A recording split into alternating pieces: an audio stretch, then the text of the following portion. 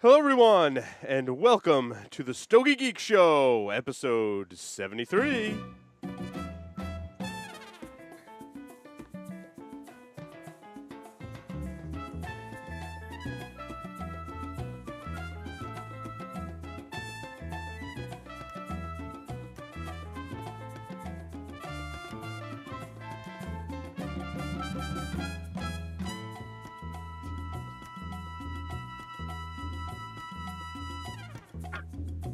Hello, everyone, and welcome to this edition of the Stogie Geek Show. I'm your host, Paul Asadorian. Very excited about this show as I get to sit around and drink and smoke cigars and talk about cigars. So what better thing could I possibly be doing on a Thursday night? I can't. Aside from maybe watching football while drinking and smoking cigars, but it is what it is, right? That's it. Mr. Mark Jr. is in the house. Oh, I'm glad to be back. It's been. It's good to have you back in I'm studio. I'm yes, happy to be back. Yes. Stogie Santa couldn't join us. He's in a faraway land Called the Dominican. Yes, doing faraway things. Lord only knows. Hopefully he's not getting in a cage with a Rottweiler. He'll have a story for us. He will have a story. Better believe it. On the lines via Skype, Mr. Will Cooper is here with us. How you doing tonight? Welcome, Will, to the show. Mr. Cigar Encyclopedia is with us. And Will, you should have gotten a package from me today. Did you get a package from me today? Oh yeah, I did. Excellent. I love Paul's package. You have something coming your way, actually, too. Yeah, and I sent another package to you today. So. Oh boy. Yeah. Well, it was your shirt. It was your shirt from episode 350, which I forgot to send you. Yeah, and I got a Stogie Santa package earlier in the week, so Nice. it's nice having a Stogie Santa. Is all I'm gonna say. Here at Stogie Geeks, we share our packages with each other. With each other. I'm smoking some very fine cigars this evening, but rather than me tell you about them, I'm going to bring on the folks from the company that makes the cigar. We have with us here tonight Mr. Rafael Nodal. Welcome. Welcome. Thank you for having me here. I appreciate it. Yes, it's nice to have you on the show, Rafael. It's a pleasure to feature the aging room on the show, and we'll talk a little more about the cigars. I want to also introduce Hank Bischoff. Welcome. I said that name right? Thanks a lot. Yeah, you said it perfectly. Bischoff. Excellent. So, Rafael, why don't you go first and kind of describe, who you are and what your role in the company is, and then we'll have Hank do the same thing, just so people understand who you guys are, for that may not be familiar. Thank you for having me here. It's a great honor, and I had never felt any discrimination in this country until now. The Hank and you guys are in video, and I don't have a video, and so you guys have the luxury of not seeing me, so you're not missing much. But thank you for having. Welcome to the wonders of technology, Rafael. So absolutely, especially someone like me. I know how to make cigar, but that's about all I know. And by the way, Will, it's great to be with you. Will is one of the guys that I admire the most. I know him for a long time. And you're right when you say cigar encyclopedia. This guy knows extremely a lot about cigars and extremely well everything about the blends. And it's also great to be with you as well. Great, thanks, Will. It's only the truth. Thank you. I'm actually participating with you here from Cigar Afición in Staten Island. We are just finished conducting an aging room and swag event, and it's a really cold day in this area. And I just find out a little bit ago that Will, you're from this area as well, right? Yeah, yep. I grew up on Staten Island. So your Cigar Afición, I believe, is Richmond Avenue and Forest Avenue. Yes, absolutely. Yep. And, so I have family still in Staten Island, so I go there quite a bit. Wow. So you're in North Carolina and South Carolina. I'm here in Staten Island. That's great. And Hank is in Miami, and you guys all over the place. So it's great. I make cigars, and together with Hank, we are the creators of the Aging Room, Swag, and Oliveros Cigars. And we have been in the business for a few years, about 12 now, creating new blends. We work with a brand called Oliveros, and then we came up with a Swag and Aging Room now. And it's something that we have been working for a while on this. So Hank and I created this, and the president of the company, and besides traveling, I make cigars, do the blending, and and get the opportunity to meet a lot of people and talk about cigars. Excellent. And Hank, how about yourself? Well, my position in the company officially is vice president, and that means pretty much doing everything that Rafael doesn't do. Like fixing So, the sky. And fixing the Skype. Well, I can't do that. I'm in Miami. You're in Staten Island. I can't do that long distance. But you get back, I'll help you out. I'll teach you how to use that. Right. Right. I have a sneaking suspicion it's an operator error, not really a software problem. Yeah. That's a safe bet. You know, if you didn't say anything about not having video, we see your picture. It's a still picture up there. People just thought you were standing still. Yeah. Well, all we need is my mouth to move a little bit, and that's it. A Raphael bobblehead doll. There we go. So Rafael, how did you get started in the cigar industry and get started blending cigars? Well, you have to blame Hank for that. We were in healthcare together. My family had been growing tobacco in Cuba for a long time, but I was not into cigars or anything. I was actually a musician. I studied violin and piano, and I was working in healthcare in Miami with Hank when he invited me to meet this guy that reminded him of me.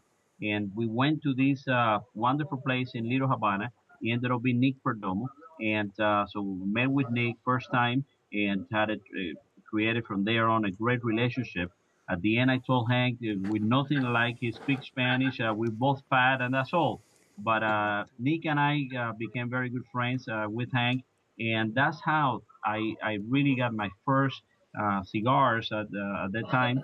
And then Hank and I went into the internet. I started retailing cigars on the internet, met a lot of manufacturers. And then my wife, family have been the distributor, La Aurora Cigar, right before Miami Cigars started doing it. And they have been growing tobacco as well for a long, long time. So Hank and I decided to go into selling cigar. And then we love it so much that we bought the Oliveros brand. We started a factory in Dominican, and we went full speed with making cigars. Very nice. So now, tell us about aging room. Was there what was the kind of planning and forethought and vision behind the aging room brand?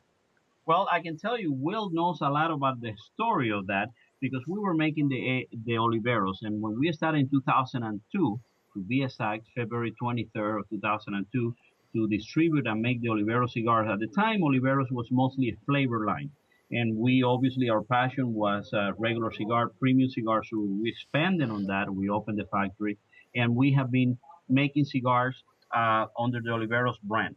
But you know, on the Oliveros brand, we were trying to compete with and do what everything else was doing. It was making cigar, mild, medium, strong for everyone, competing with the big multinationals like Altadis, General, and we are not Altadis, we're not General, and that was not going as well as we wanted to do, and we created some great XL for men. We created the Oliveros King Habano, and we always liked the small blends.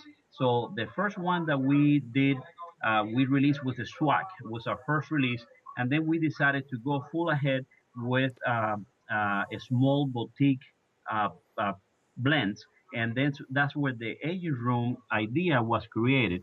And the idea was to make a small production, control production, a small batch production, and the aging room basically is a project that allows us to continuously make introduce new blends for people that are looking for blends with a lot of not only a strength but character and the different dimensions and a small production. So the aging room is a small batch line that allows to continuously do limited productions. And I think really the aging room line was kind of born out of necessity, in a way. The first line that we really came out with, that's part of the boutique blends banner, if you will, was actually the Swag Puro Dominicano, and that wound up getting a Best Buy for 2011 from Cigar Aficionado. It's a dynamite blend, and it's still on the market now, still doing very well actually. When we were first coming up with that blend, there was a blend that we had that was just fantastic. But when we ran the projections for production, there wasn't enough of one of the filler leaves in that blend to go to a full-scale production. So we shelved it. We actually took the second best blend, which actually turned out great. I mean, as I said, it got Best Buy, and that became the Swag Puro Dominicano. That first blend, there wasn't enough of the filler, just kind of sat on the shelf. And when we'd go down to the Dominican Republic, that's the go-to cigar for us. That's the one we wanted to smoke. We enjoyed it so much. People visiting the factory would always ask us, hey, what are you smoking? I want to try that. And everybody loved it. So the aging room line was kind of born out of necessity, trying to figure out a way to get this limited amount of tobacco out to the market, because it was too good to just keep sitting on the shelf. And so the aging room concept was born out of that. So what's your strategy with respects to limited edition type blends? I mean, do you have kind of a mixed strategy where you're going to release a particular blend and know that it's going to be truly limited, that there's only so much of the same tobacco that's going to be released for that blend? Or are you doing, the approach that some people take where it's a limited release and it's the same, pretty similar cigar every year, but it's your kind of special limited release? Are you doing kind of both or one of the other, and what's your strategy behind limited releases? Rafael, you still there? Yeah, I thought I heard him click out. I think he got disconnected. Actually, what we're doing is two different approaches within the aging room line. We've got a couple of lines that are anchors, if you will. There's plenty of that tobacco. They're going to be around. There's ample supply, so it's not going to be a limited production. On those lines, you won't see the word small batch anywhere.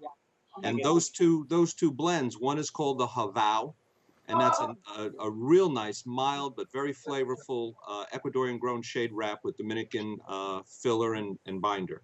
That's just a dynamite cigar. That's one of the anchors.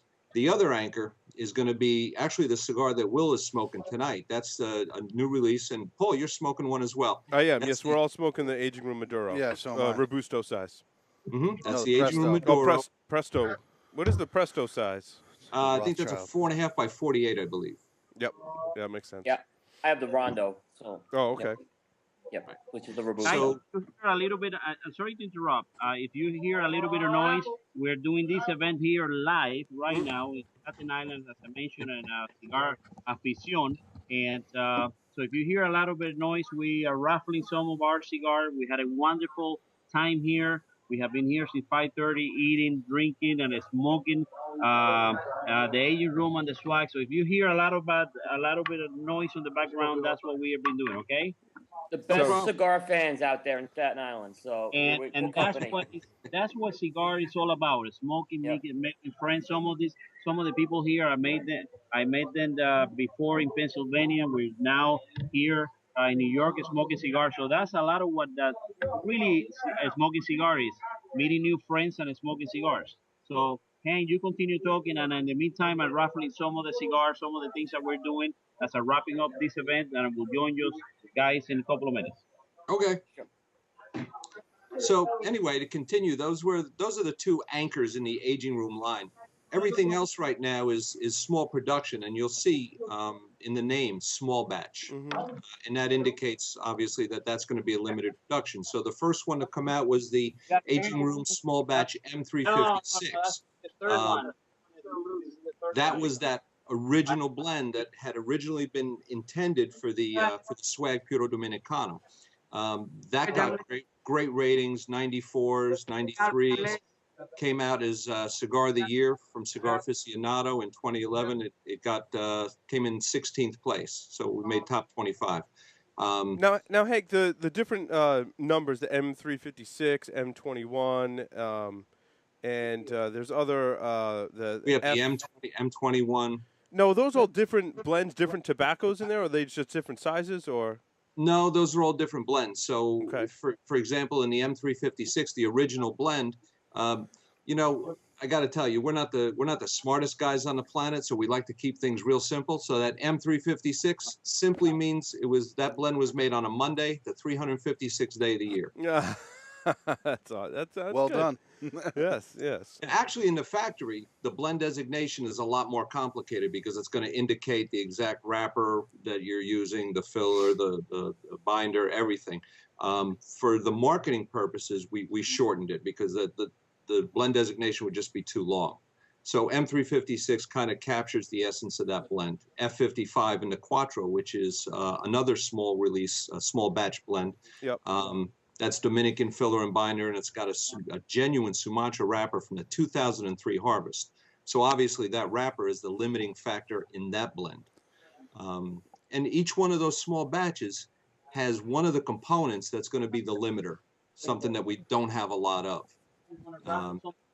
Now, with the aging room Maduro, you put the word Maduro in the title, and some cigar smokers that I talk to, not anyone here in the Stogie Geeks, right? But some people I'll talk to in the local lounges and stuff, they'll come out with statements that I kind of tend to think about a lot, and that's they'll say, "I don't like Maduro cigars." And I'm like, well, you know, I don't want to spoil their answer, but you know, did you have any concerns about the perception of the cigar by putting Maduro in the title? And kind of, what is your response to someone that says, you know, I don't like Maduro wrap cigars? Well, I mean, there's so many different types of Maduro from so many different countries, from so many different harvests.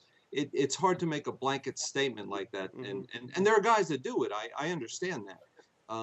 But for every guy like that, there might be 5 or 10 guys that'll smoke anything that says Maduro. Yeah. You know, they don't care what it is. Yep, there's the other end of the spectrum, too. You're right. Yeah, and I don't think either extreme is good. I think you give a cigar a shot. You smoke a couple of them. If you like it, you're on to something. If you don't like it, okay, so it costs you 2 cigars.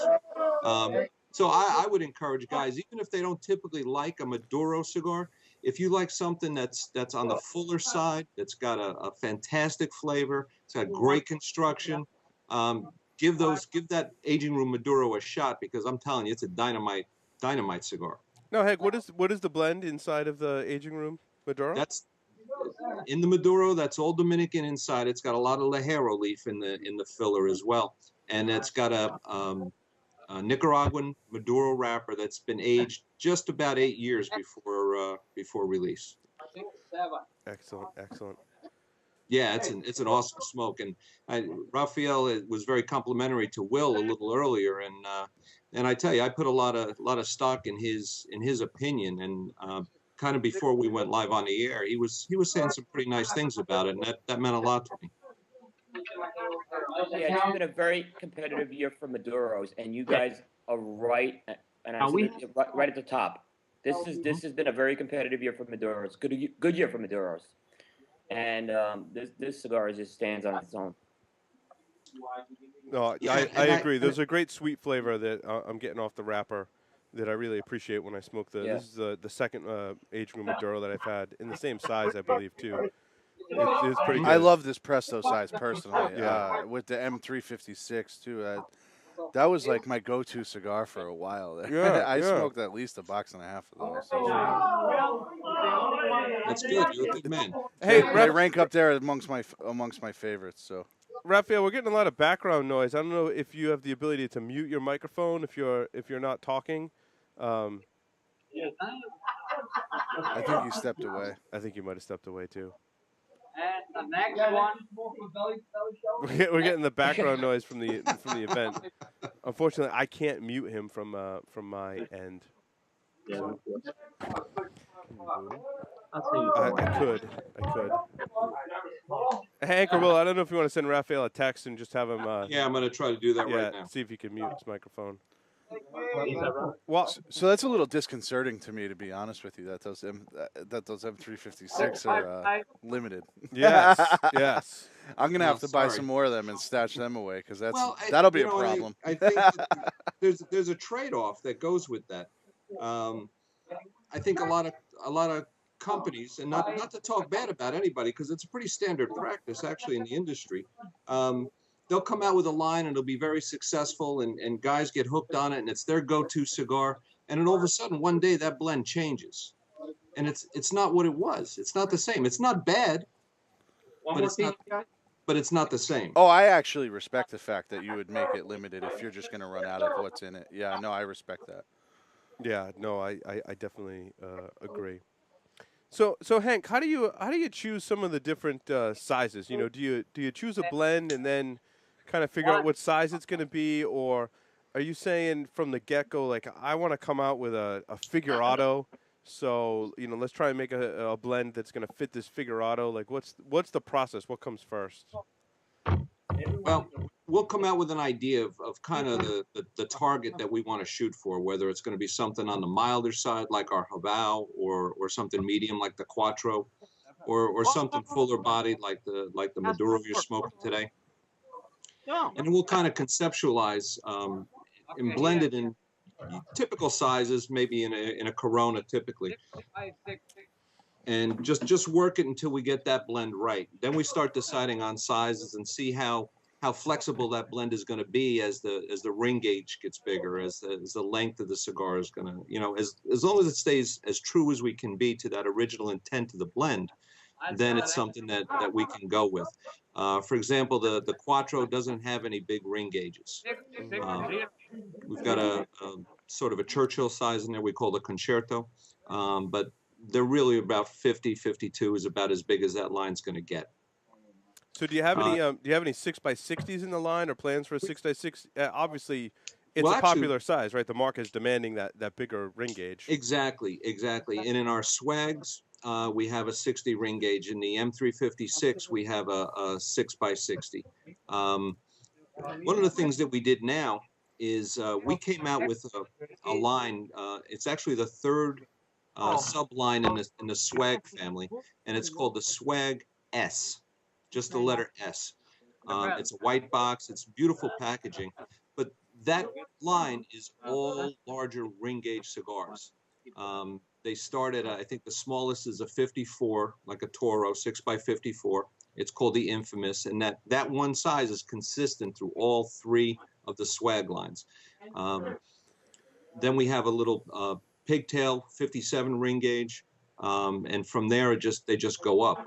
We've got a 60 ring. We have a 63 ring gauge Salomon, which is a monster. It's just an absolute monster. And then we have a 7x70. Wow. You know, what we did, I think that's a little different than some of the other guys making cigars right now, is that a lot of times you can take a blend and try to blow it up to a 60 ring gauge or bigger if you want. And, I don't know what your experience smoking some of those larger ring gauge cigars might be, but a lot of times it's just not the same cigar. When you blow it up to those larger ring gauges, you get away from the original intent that the blender had for that cigar, whether it's the flavor or the body, the strength, the character, the complexity. It's not going to be the same. So what we did on this line is we did the blending for this. We used larger ring gauge cigars to actually come up with that blend, so that pretty much up to the 70 ring gauge that we have, those cigars stay true to the original intent of the blend.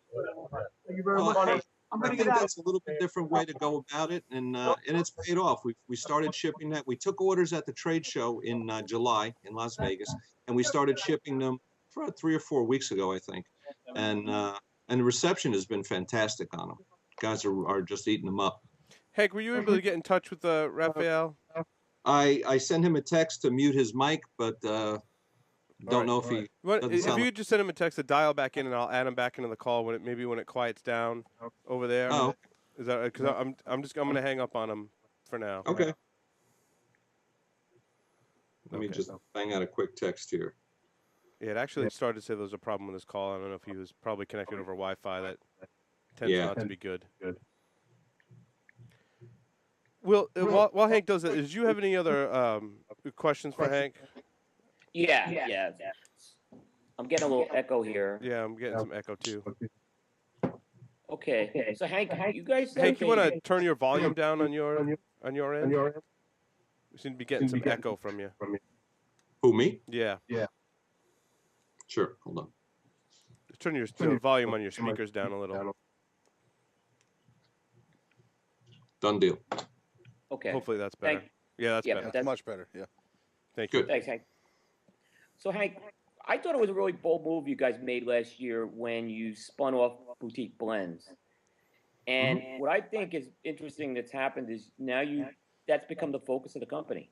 That's become the centerpiece. Would you say, was that a plan all along, or is that something that just evolved? Well, I said before, we're not the brightest guys, and sometimes we beat our heads against the wall, and we're our own worst enemies. The good news is that we were able to learn from our mistakes. So we've learned a lot because we've made a lot of mistakes.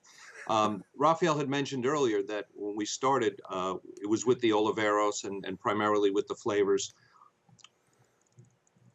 Oliveros at the time that we took it over had virtually no premium non-flavors. So our focus has been since February 2002 on establishing a bigger foothold, a bigger market share in premium non-flavored cigars. We did that for close to 10 years with some success. We hit some hits, we had some misses, we struck out a time or two.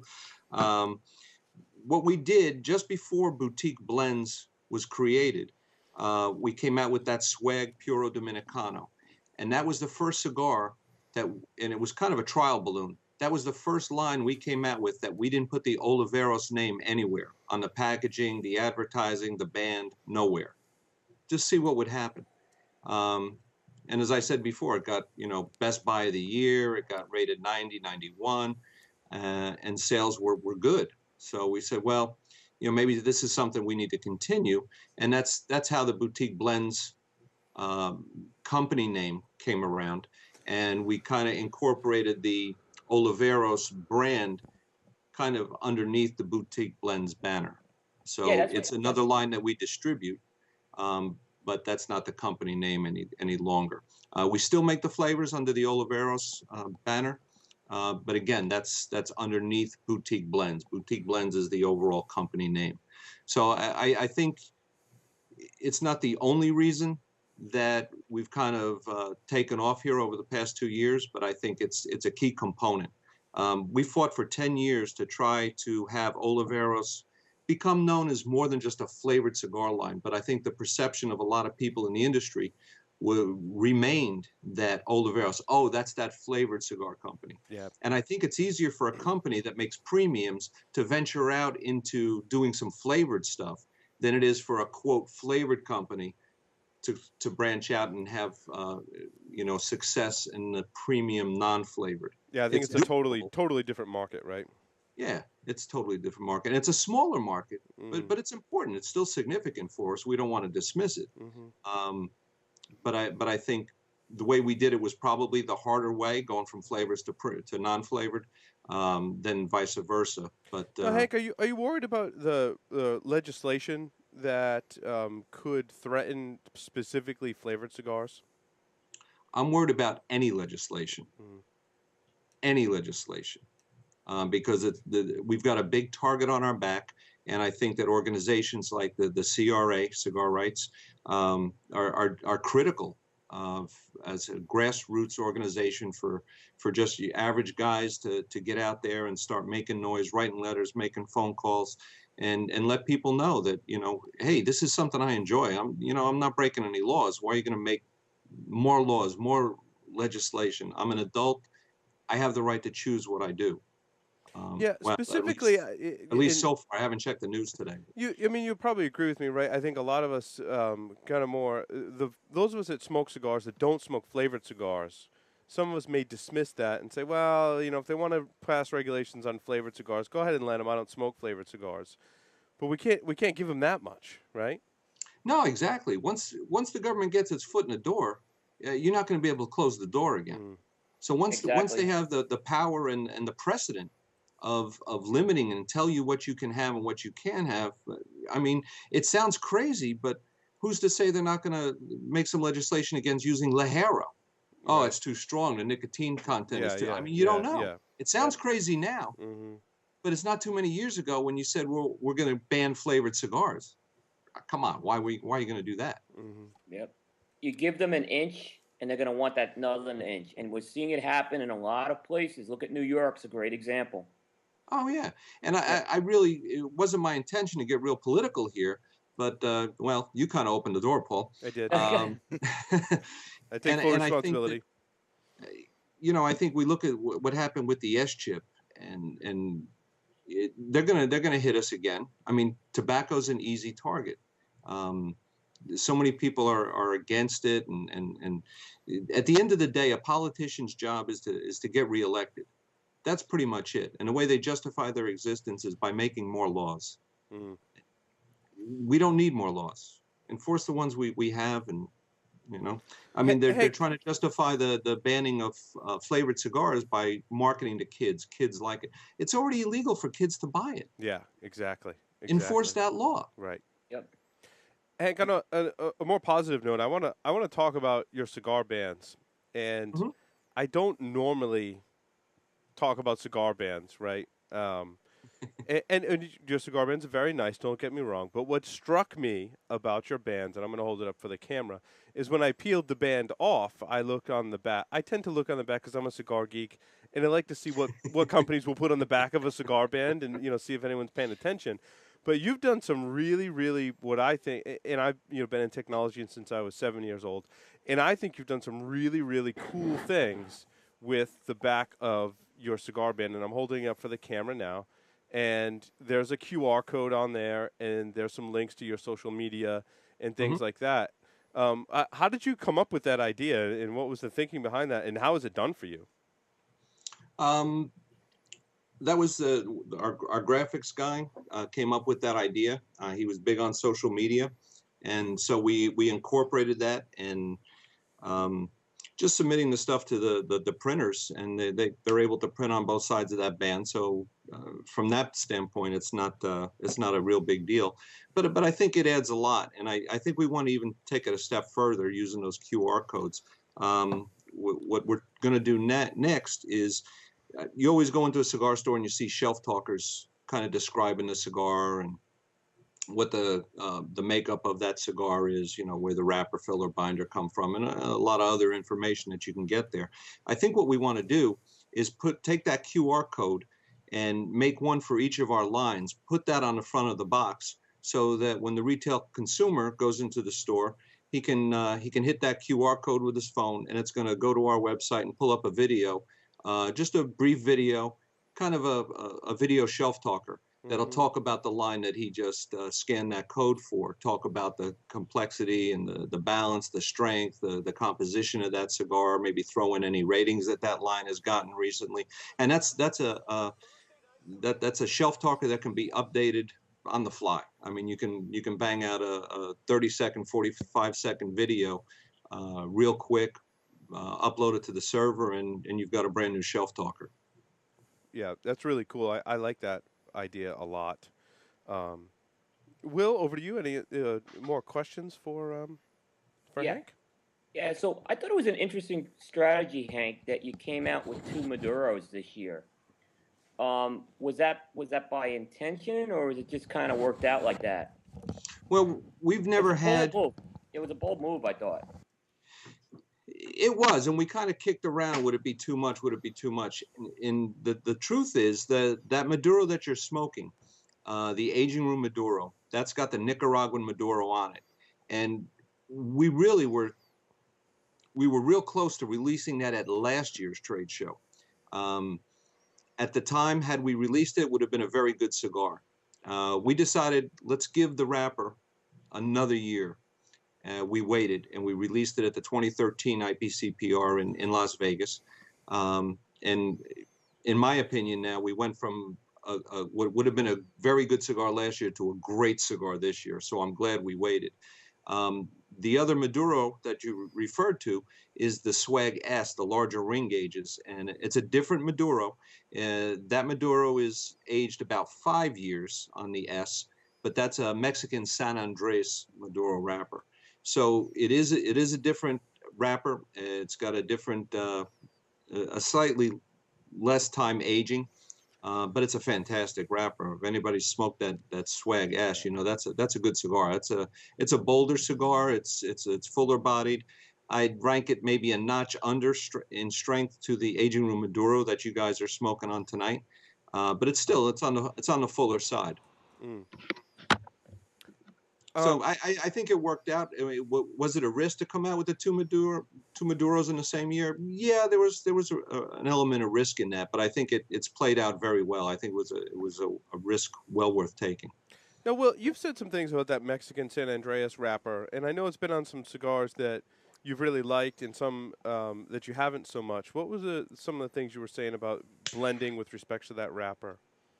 I find a wrapper could really dominate a blend. That particular San Andreas wrapper, and sometimes it can overpower the blend with a lot too much compared to some of the other tobaccos that are in it. And I find that the best blends are the ones that are the ones that it doesn't overwhelm it. I find it's a tricky wrapper, I think, to blend with. And I'm not a blender, but that's just me as a cigar enthusiast coming out, and that's my perception. Now, Rafael just joined us. Are you there, Rafael?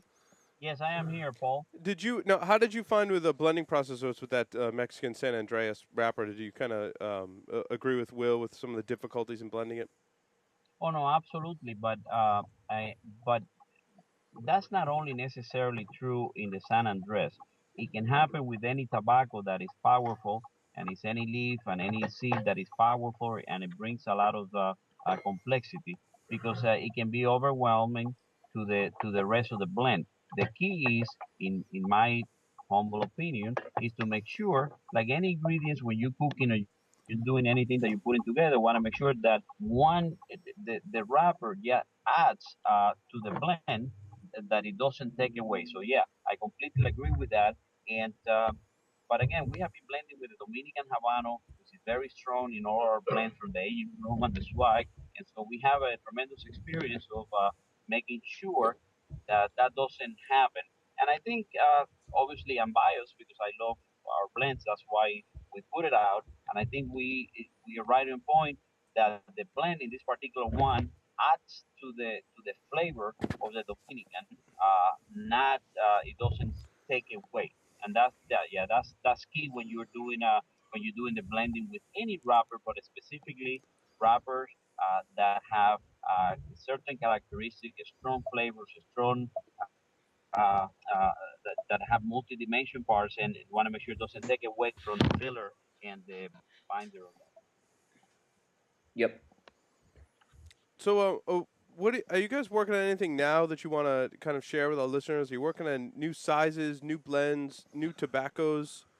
Well, this is like in the lab, and for. Did we lose him? Yeah, I think you might have cut out. It sounded like you cut out mid-sentence. Yeah.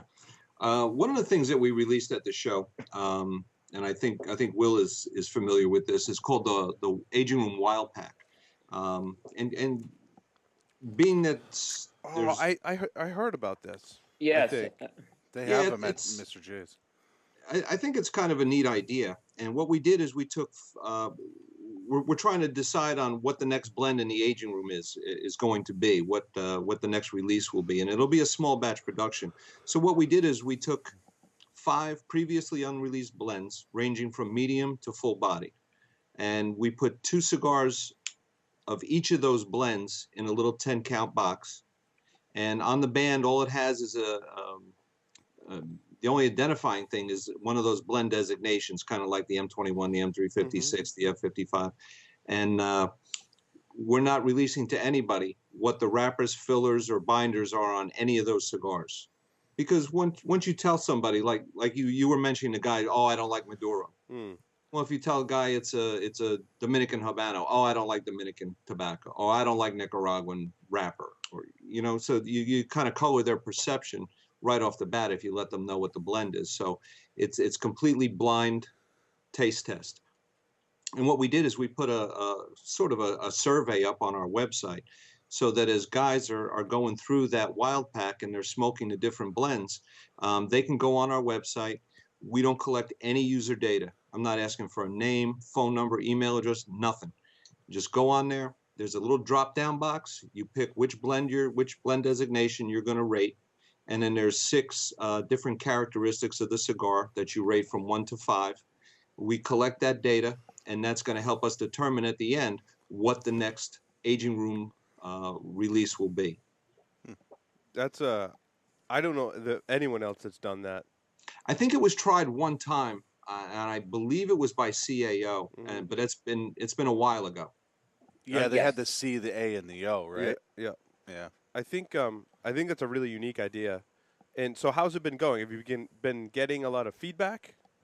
We've been getting a lot of feedback, and thank God for computers and spreadsheets and all that stuff, because you can calculate it out pretty quick.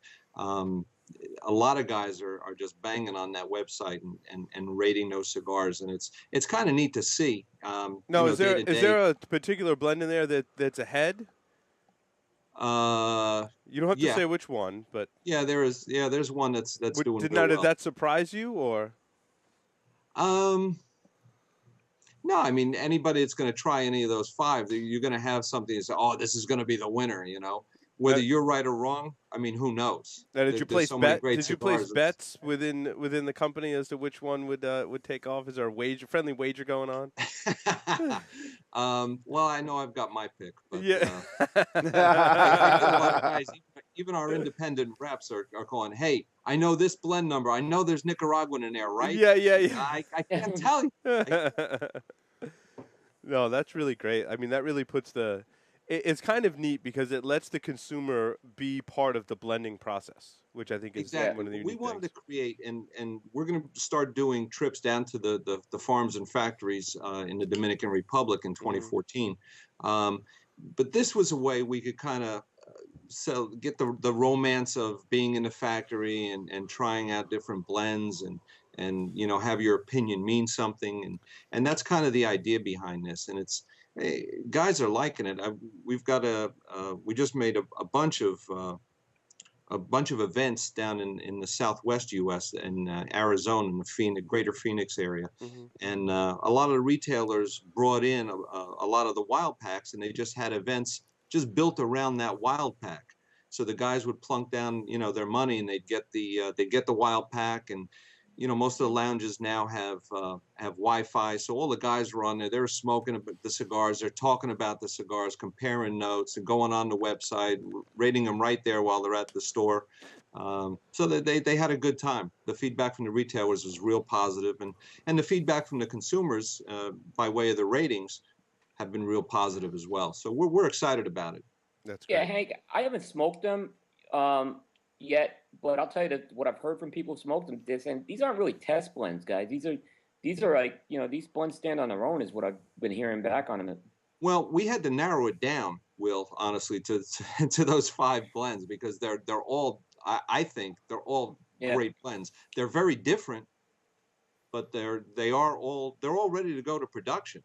We're just waiting on all the rankings to come in and give it enough time so everybody that participates in this has a chance to have their voice heard. And then probably in the first quarter, towards the end of the first quarter next year, we'll announce what the next blend will be, and then they'll get released, and then hopefully guys will jump on it. No, that's great.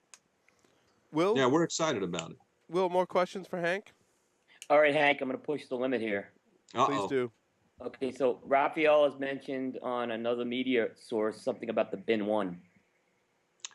That's in the planning stages for 2014. That will probably be a release for the IPCPR back in Las Vegas later in 2014. It's going to be an interesting blend. And I'll tell you, Will, once we get some product rolling out of there, we'll send you a couple of tests out and give us some feedback. Okay, so that's gonna be another small batch, right? Yes, that'll be a small batch. Okay. Have you settled on a size for that, or? No, we haven't narrowed down to sizes yet. I gotcha. Excellent. We got to push the limits, Hank. Yeah. I don't know if you just want the information or you want to get the samples, or maybe both. I don't know. No. Our goal is in every interview is to ask questions that kind of push the limits, that kind of make the person a little uncomfortable about. I can't talk about that yet. That's how we know we fully rounded out the interview, Hank. Yeah. That's all. You can ask me anything. That's right. At the worst, I'm going to say it's none of your damn business. That's it. We try to get there in every interview. That's how we know we've covered all our bases. All right. So Hank, what's your most favorite cigar to smoke in your own lines? In our own lines? Mm-hmm. Well, right now I'm on the Quattro, the F55 blend. Yeah, this is just a we like dynamite that one. cigar. It's a medium blend, Mm-hmm. but it's got that Sumatra wrapper that gives it a flavor that just knocks me out. I love it. I find those have a really nice toastiness component to them. Is how I Mm-hmm. kind of describe that. Yeah, I like enjoy it, those. and like most guys, it depends on the time of the day. When I get to the Yes. office, usually my first cigar is that Haval line because it's nice and mild, Mm-hmm. but it's got so much flavor to it that it's really a satisfying smoke. So that cigar is good for someone like me that smokes a lot of cigars and has smoked for a long time. It's mild enough to start the day, but it's got enough flavor to where I get some satisfaction. I know I'm smoking a cigar. But it's also good for the new guy coming in. Yep. And who doesn't want anything that's really overpowering. But when he gets that flavor and gets that quality and that consistency, then it opens their eyes and they understand what a premium cigar really is. And what's the blend on that Haval line? That's Dominican filler and binder with Ecuadorian grown shade wrapper. Yep. Nice. I'll have to give that a shot because I do a lot of more morning smoking that I think a lot of us do here on the Stogie Geek. So it's dynamite with a cup of coffee in the morning. Let me tell you. Yeah. Nice. So what about other people's blends, other cigars? What do you like to smoke? There are other cigars out there? Yeah. I used to be a huge fan of La Gloria Cubana back when Ernesto Perez Carrillo had it. Fantastic smoke. They're still good. I'm not as big a fan of those as I was. I mean, that Wavel, the natural Wavel. Yeah, I've had those Ernesto before. had it. What a cigar. It was awesome. These days, I like a lot of Lito Gomez stuff, La Flor Dominicana. Ernesto stuff, the EP Carrillo. Fantastic stuff. And Nick Perdomo's come out with some fantastic blends over the past couple years, 2-3 years. I think even though he's got some cigars that sell at a higher price point and maybe get better ratings and more play, to me, that Champagne is one of the best cigars he makes. I love that cigar. Yeah, that hasn't hit my smoking list yet. There's actually one in my locker at my cigar club that's on my list to review. I did smoke the Edición de Silvio, the new one, the big Salomon. That was really good. That was really good. So. Yeah, he's making some great cigars right now. Well, Hank, thank you very much, and I do encourage everyone to check out the back of the band and visit the website. I think that's a great idea, and the new what did you call the sample pack? What's the name of the box with the samples in it? I apologize. The Wild Pack. The Wild Pack. I'm very, very curious to try that and provide feedback as well. That sounds like a lot of fun. So. Yeah, I Hank, appreciate that. Thank you very much for coming on the Stogie Geek Show. Rafael, tell him thanks as well. We'll have to have him back. If he's in the States and at an event, we'll have to invite him back on the show, maybe in person so we can get some video of him. I know he kind of felt left out. So, yeah, I apologize for the technical glitches, but he was at the event and working on a laptop with Wi-Fi, so he had some limitations there. But thanks. For giving us both the opportunity to be here. I really appreciate it. I completely understand. Thanks for coming. Open invitation to come back. Yes. Yep. All right. Thanks, Hank. And thanks with a lot, that, guys. We're going to take yes, thank you. We're going to take a short break, come back, and talk about our smokes of the week. So stay tuned. Don't go anywhere.